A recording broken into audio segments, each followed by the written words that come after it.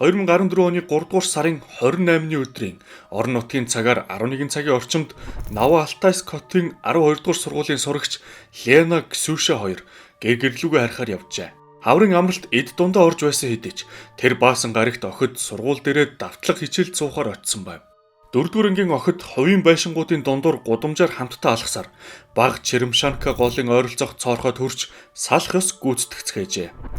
Лена голын наад эрэгт амьдардаг байсан тул цааш замаараа алхаж харин Ксюша гол гарахаар гүүрлүү чиглэв. Түүний гэр голын эсрэг талын өндөр эрэг дээр байдаг байлаа. Охин эмээрүүгээ залгаж удахгүй очно гэдгээ хэлсэн ч харамсалтай нь тийм зүйл болоогүй юм.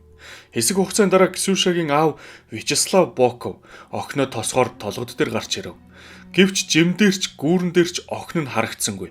Тэгээд тэр цааш явж гол болон эзгүй талбайг гаталж хувийн байшингууд руу очиод ч охинтойгоо тааралдаагүй тул сургууль хүртэл нь явсан ч хүүхэд нь хаанч байсангүй.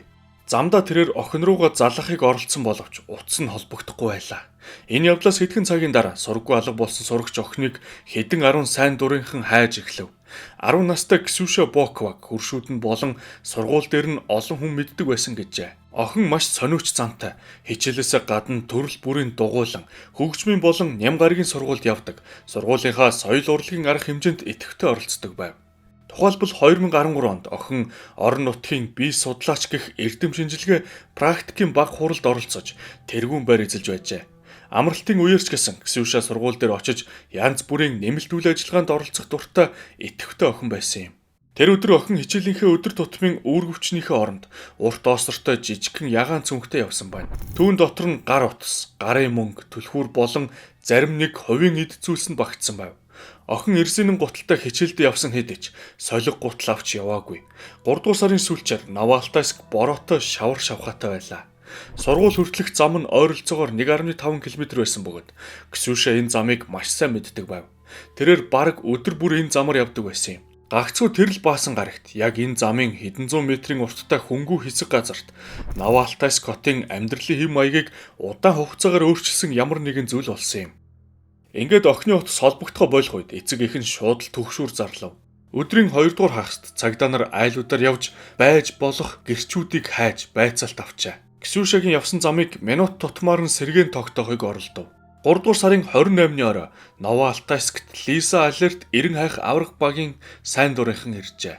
Харамсалтай нь минут секундээр хэмжигдэх эвлэлийн эхний өдөр ямар ч үр дүн авчирсангүй. Нөхцөл байдлыг улам хөндрүүлж байсан зүйл нь Ксюша бөөрийн хүнд өвчтөй байсан бөгөөд эмээр аргацсан амьдардаг байж. Хэрв сурагч охин хэд хоног л эмээ уухгүй бол амьд үлдэхгүй гэдгийг гэр бүлийнхний ойрын танилуд нь хэвлэлд хэлж байв. 3 дугаар сарын 29-ний өглөө гэхэд охины талаарх мэдээллийг интернетээр тарааж эхэлсэн юм.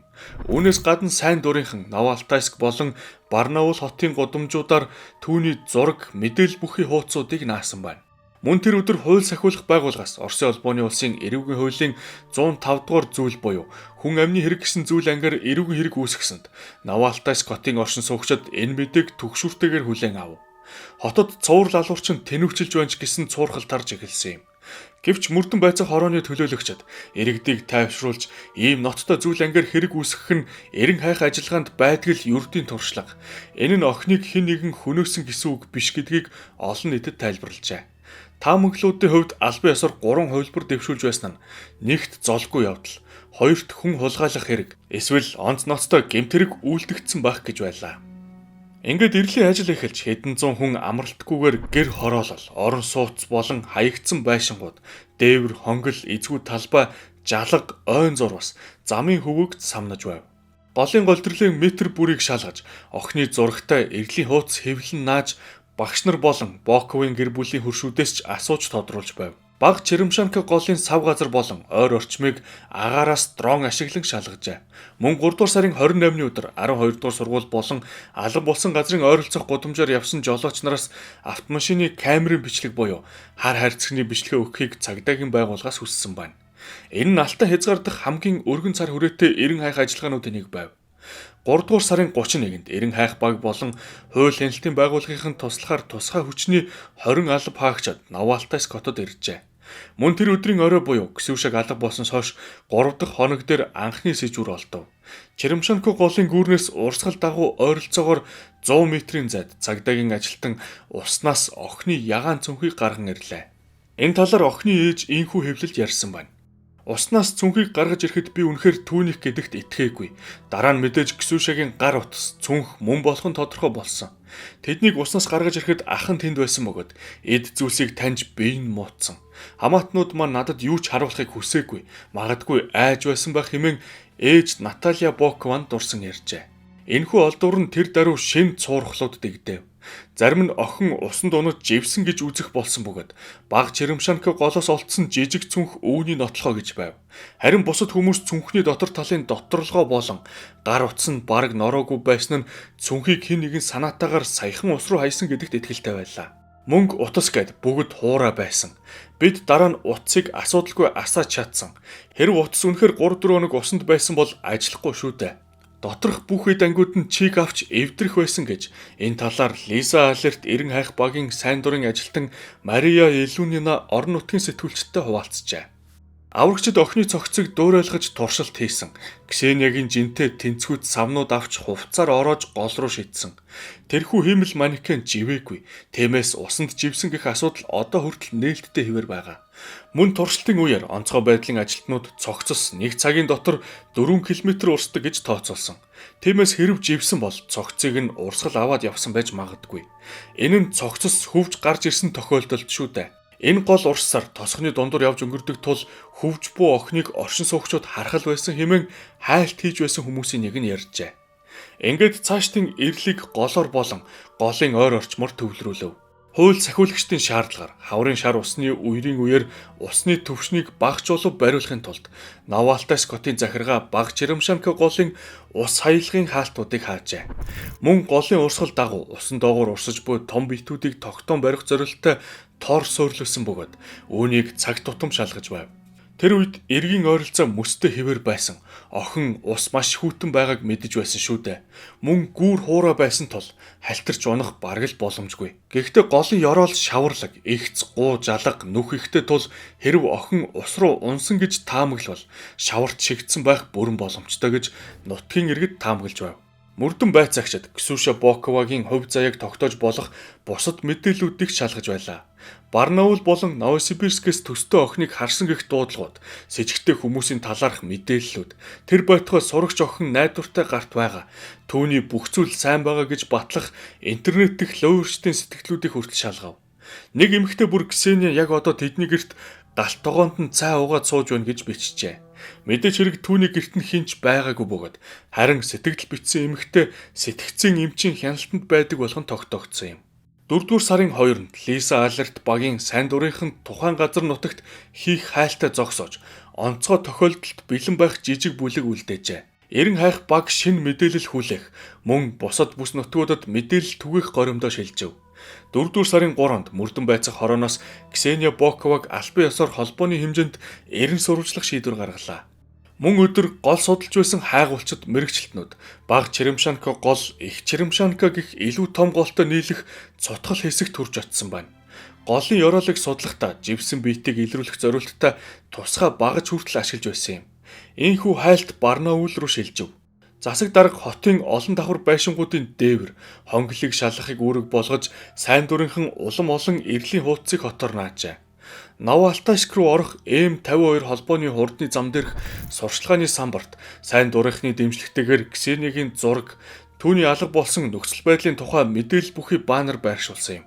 4-р сарын 4-нд Новоалтайск хотын захиргаа голын хаалтуудыг дахин нээв. Үерийн оргил үед баг Черемшенко голын усны төвшинг удаан хугацаагаар доогуур барих нь аюултай байв.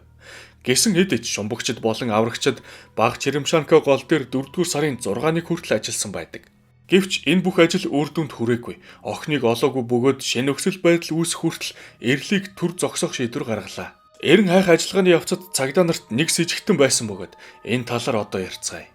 Тэр хүн нь Новоалтайскаас 6 км-ийн зайд орших Зүдилово тосгонд амьдардаг 40 настай эрэгтэй. Тэрээр охин сургаггүй алга болохоос хэдхэн сарын өмнө шоронгоос суллагдсан этгээд байж.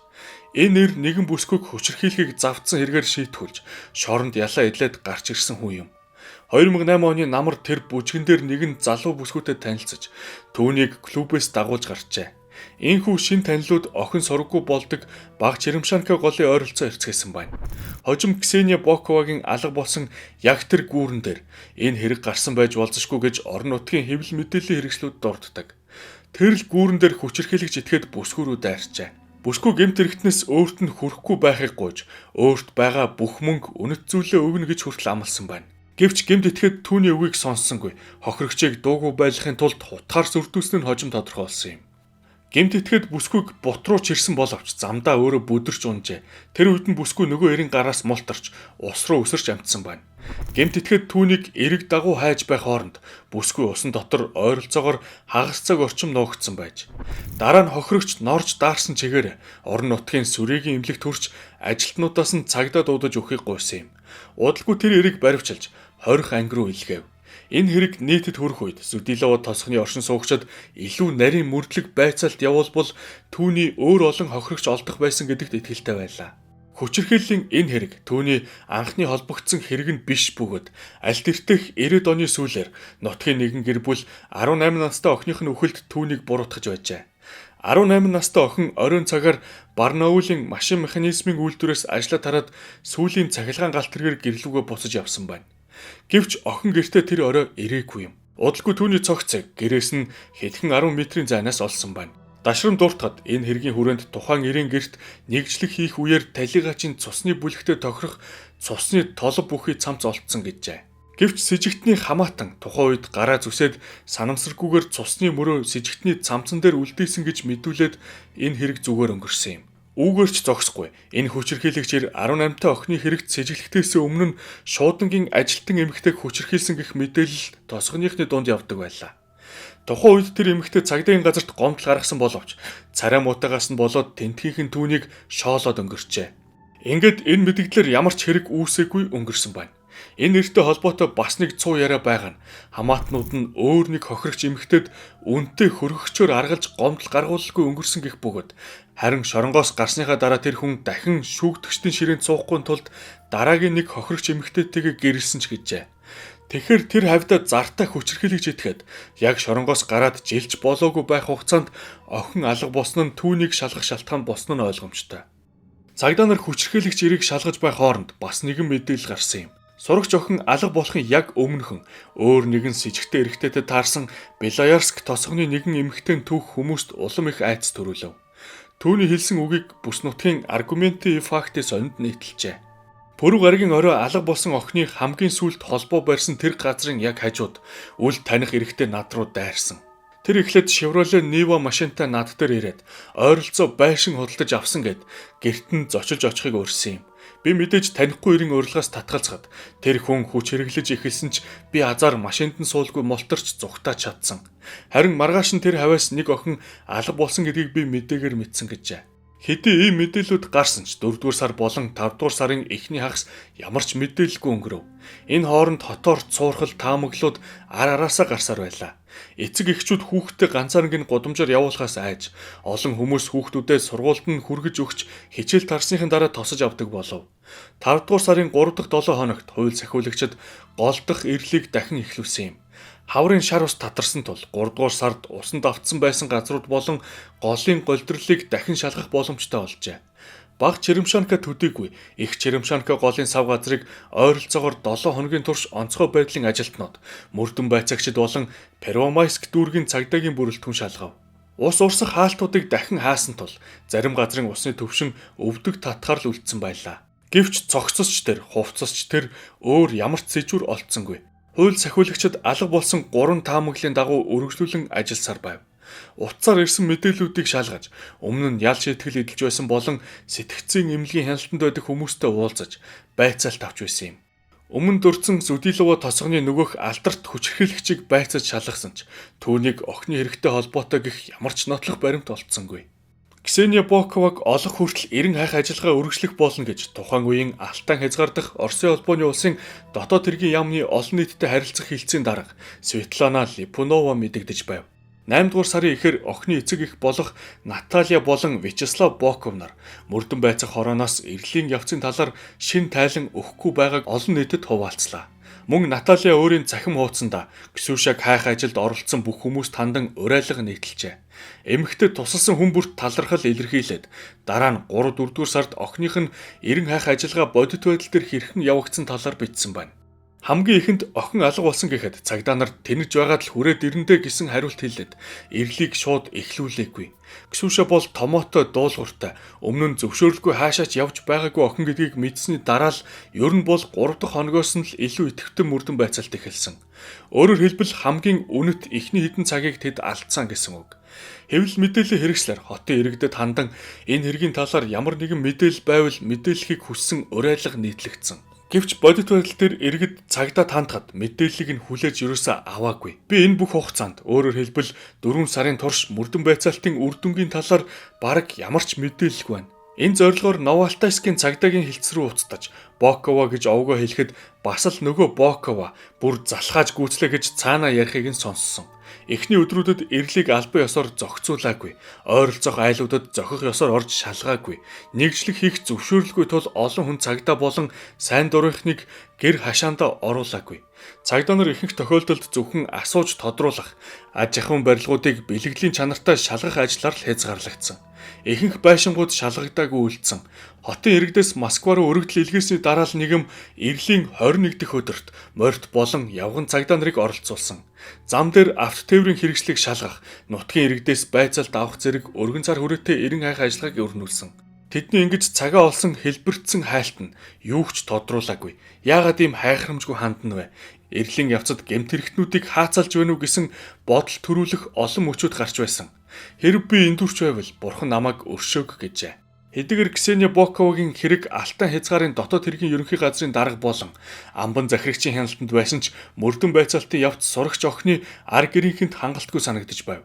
Үүнтэй холбогдуулан Боковын гэр бүлийнхэн Алтан хязгаараас бусад бүх бүс нутгаас болон тэр тусмаа нийслэлээс хувийн мөрдөгчдийн тусламжийг хүсэж байв.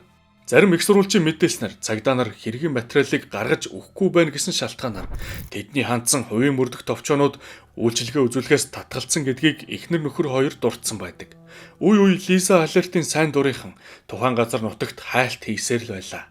Ксения Боковын хэрэгт анхаарал хандуулж эрен хайх ажиллагааг дахин идэвхжүүлэхийн тулд 2014 оны 9 дугаар сарын 6-ны өдрөөс эхлэн Барнаул хотын эрх чөлөөний талбайд иргэд эсэргүүцлийн цуглаан зохион байгуулав. Оролцогчдын дунд Новоалтайск, Омск, Новосибирск, Бийск хотын оршин суугчид гээд нийтдээ 50 гаруй хүн оролцсны дотор Ксюшагийн эцэг эгч байсан. 10 настай охин ор мөргүй алга болсон энэ түүхэн телевизийн алдартай шоу нэвтрүүлгүүдээр гардаг зүүн бэлэгтнүүдийн анхаарлыг хүртэл татсан байна. Сонирхолтой нь хууль сахиулагчид энэхүү юр бусын тусламжийг эсэргүүцсэнгүй. Бид бүх хаалгыг тогшиж байгаа бөгөөд хэдийгээр юр бусын байсан ч ямар ч мэдээллийг тэр дундаа зүүн бэлэгтнүүдийн хэлснийг ч сонсоход бэлэн байна гэж Оросын холбооны улсын Алтан хязгаар дахь мөрдөн байцаах хорооны тухайн үеийн дарга Евгений Долголев нэгэн хэвлэлийн баг хурлын үеэр ярьж байжээ. Гэвч зүүн бэлэгтнүүдийн заавар хэргийг нэг ч алхам урагшлуулаагүй бөгөөд зөвхөн улам олон цуурхал дэгдэж охиныхоо хойноос гашуудаж буй төрөл төрөсдөг улам л шархлуулсан юм. 2014 оны 11 дугаар сар хүртэлх мөрдөн байцаах хорооны тайлангаас үзвэл хууль сахиулагчид хэргийн газарт 100 гаруй удаа үзлэг хийж 100 гаруй гэрчээс байцаалт авч 3 дугаар сарын 28-нд октын хажуугаар өнгөрсөн 26 автомашиныг тогтоосон байна. Бүгдийг нь шалгаж жолооч нараас байцаалт авсан. Мөрдөн байцаагчид гэрчүүдийн яриа болон хяналтын камерын бичлэг тулгуурлан Ксюша Лена хоёрын тэр өдөр явсан замыг алхамаар нь сэргээн тогтоосон юм. Энэ сэргээн тогтоосон замаас нийтдээ 10 минут л ямар ч гэрчгүй сох дутсан бөгөөд яг л энэ хугацаанд л сурагч охинд гүүрлүү явах замд эсвэл гүүрэн дээр ямар нэгэн зүйл тохиолдсон байна. Ингээд Ксюша охин алга болсны 1 жилийн ойд зориулан Лиза Алерт эрен хайх багийн сайн дурынхан бүх Оросын хэмжээний эрен хайх ажиллагааг зохион байгуулав. Энэ өдөр Орос даяар идэвхтнүүд Боковагийн талаарх мэдээлэл бүхий хуудсыг тарааж нийгмийн сүлжээгээр охины тухай мэдээллийг түгээсэн ч ямар нэгэн үр дүнд хүрээгүй байдаг. Охин агаарт замхарсан мэт алга болсноос хойш он жилүүд өнгөрч 7 жилийн дараа буюу 2021 оны 8 дугаар сарын 9-ний өглөө Новоалтайскотын оршин суугч Иван 2 дугаар Садовой гудамжны орчим баг Черемшанко голын ирэг рүү буух хүртэл хүмүүс энэ хэргийг аажмаар мартаж эхэлсэн байлаа. Усан ширгэж татарсан, замгаар хучигдсан голд тэр хүн муурнуудаа зориулан жижиг загас барихаар бууж ирсэн нь тэр байв. Ингээд загасны дэгийг ус руу давтан шидэх үедээ Иван нэгэн хачигтай зүйлийг олж харжээ. Би хартал усан дор 10-аас 15 см-ийн гүнд хүүхдийн усны гуталтын уул харагдаж байсан. Үнэхээр эвгүй оргиод гэрлүүгээ шууд зүгтаасан. Дараа нь жаахан тайвшраад дахиад нэг очиж шалгахаар шийдэж ээж рүүгээ залгаад нүдний шилийг минь авчирээд надтай хамт тэнд юугааг хараад өгөөч гэж гуйсан хэмээн загасчин эрд дурсжээ. Хачирхалтай нь олдурыг сайтар ажиглаад ээжхүү хоёр эхлээд хэн нэгний тоглоом шоглоом байх гэж дүгнсэн гэдэг. Заримдаа хүүхдүүд гутлаа үдээсээр нь хооронд нь холбож уйдаг да. Гэхдээ эрзэнэн гутлыг тэгж уйх боломжгүй шүү дээ. Гутлууд нэг нь нөгөөгөөсөө 180 градус эргэсэн байдалтай байсан. Бидэнд богинохон төрөйтэй бөгөөд маш их шаварт дарагдсан усны гутлал харагдсан. Бид сайн хараад улаар нь л энэ юу болохыг ойлгосон. Цаашаа усан дотор юу ч харагдахгүй тэр жигтэй буланхартай байсан гэж мэдүүлжээ. Гэрч гутлыг уснаас өөрөө гаргах гэж оролцсонгүй. Ёроол нь шаварлаг, хагархаа шил ихтэй байдаг тул тийшээ орох нь эрсдэлтэй байв. Гэхдээ Иван хүүхдийн гутлыг зүгээр орхисонгүй цагдаа дууджээ. Хууль сахиулагчид хурдан ирж гол доторх олдурыг үзээд эхэндээ энэ гутлыг зүгээр л гол руу хайсан хог эсвэл хэн нэгэн тоглоом хийх гээд хайсан байх гэсэн таамаглал руу хазааж байлаа. Гисэн хэдиж хууль хүчнийхэн онцгой байдлын газар тэлж завьтай тусламж дууджээ. Аврагч нэг гутлыг ёроолоос нь өргөхөд түүний дотроос хүний яснууд цухууж явахыг хараад маш ихээр айсан байна. Ингээд эргийг тэр даруй хамгаалтанд авч шинжээчдийг дуудав. Гэвч шинжилгээний хариу гарахаас өмнө хүмүүс энэ цогцсны үлдэгдлийг 7 жилийн өмнө алга болсон сурагч охиных байх магадлалтай гэж таамаглаж байлаа. Энэ газараас охины алга болсон гүүр урсгалын дээшээ 2 км-ийн зайд байрлаж байжээ. Хэн болохыг тогтоох тэр дундаа энэхүү ясны үлдэгдэл нь 2014 оны 3 дугаар сард алга болсон Ксения Боковагийн мөн эсхийг шалгах зорилгоор мөрдөн байцах хорооны мөрдөгчд цогц судалгаа түүний дотор ДНХ-гийн шинжилгээ томиллоо. Шалгалтын үр дүнгээр шийдвэр гарах болно гэж бүс нутгийн мөрдөн байцах хорооны албан ёсны мэдээлэл дурдсан байв. Гутлаас гадна саарл хүрэн болон бараан өнгийн жинсэн өмдний хэсгүүдийг уснаас гаргаж авсан байна. Яг ийм хувцас Ксюшагийн эрен сурвалжлагдах мэдээлэл бичигдсэн байсан юм. Ингээд 2021 оны 10 дугаар сарын 14-нд цогцсны үлдэгдэл нь яг түүних болохыг шинжилгээгээр 100% баталж чаджээ. Албан ёсны хувилбараар бол 2014 оны 3 дугаар сард охин санамсаргүйгээр усанд унсан бөгөөд түүний бие шаварт сорогдсон шигдсэн тул хинч түүнийг анзаараагүй байна. Олон жилийн дараа л үлдэгдэл нь ийхүү эрг рүү хөвж гарч ирсэн гэжээ. Өнгөрсөн хавар Белоярск дүүргийн даланг нээсэн. Үүний үр дүнд гол эргээсээ хальсан хүчтэй урсгал үүснэ нь цогцыг шавраас угааж гаргаж ирсэн байж магадгүй бөгөөд намар голын ус татарсны улмаас олж илрүүлэх боломжтой болсон байх гэж хууль сахиулах байгууллагууд дүгнжээ. Хүн сургуу алга болсон хамгийн нууцлаг түүхүүдийн нэгийг үүгээр өндөрлөж болох мэт санагдах боловч цогц олдсон ч олон асуултууд хариулт үгүй хэвээр үлдэв. Тим хариуцлагатай Нямба сурагч яаж байгаад усанд өөрөө унав? Хэрвээ гүүр халтаргаатай байсан байлаач хангалттай өргөн бас өндөр харшлагтай шүү дээ. Зарим хүмүүс охиныг гутлынхаа шаврыг арилгах гэж голын эрг рүү буусан. Тэгээд эргийн мүс охиныг даалгүй цөмөрсөн байх гэж таамагласан. Гэхдээ тийм бол яагаад хожим хинж мүс цөмөрсөн газрыг олоогүй юм бэ? Эцэг ихэн сурагч охин тийм эрсдэлтэй үйлдэл гаргах байсан гэдгийг эрс эсэргүүцдэг. Тэрээр хаврын улиралд мүс ямар аюултай болохыг охин маш сайн мэддэг байсан бөгөөд гол руу яасан ч буухгүй байх байсан гэжээ. Гэхдээ тэр ямар нэгэн байдлаар Черемшанкад унсан байлаач гэсэн гол өвдгөр татам устай байхад хүртэл олдохгүй байхаар тийм богино хугацаанд цогц нь яаж бүхэлдээ шаварт шигдэж чадваа. Ксюша Боковаг гэмтэргийн золиос босон гэж үздэг хүмүүс эрен хайх ажиллагаа намжсан үед цогцыг нь хамаагүй хожим гэмт итгэхэд гол руу хайсан гэдэгт итгэлтэй байдаг. Гисэн хэдиж мөрдөн байцах хороо үүнтэй санал нэгдэхгүй байгаа бөгөөд хүчирхийллийн улмаас нас барсан шинж тэмдэг огт илрээгүй гэж мэдгдсэн юм. Хэдий хэрэг гараад 10 гаруй жил өнгөрсөн ч Ксюша Боковагийн нэр түүний сургуулийн дээврийг чимж байгаа нь хэмэл дагуулын зураг дээрээс тодхон харагддаг гэжээ. Энэ магадгүй охины сурч байсан сургуулийн зүгээс түүний дурсгалыг хүндэтгэн хийсэн зүйл үзье. Ингээд үүгээр энэ учир битүүлэг хариулт өгөө түүх өндөрлөж байна. Та бүхэн энэ түүхийн талаар өөрсдийн санал сэтгэлдээ бичиж үлдээгээрэй.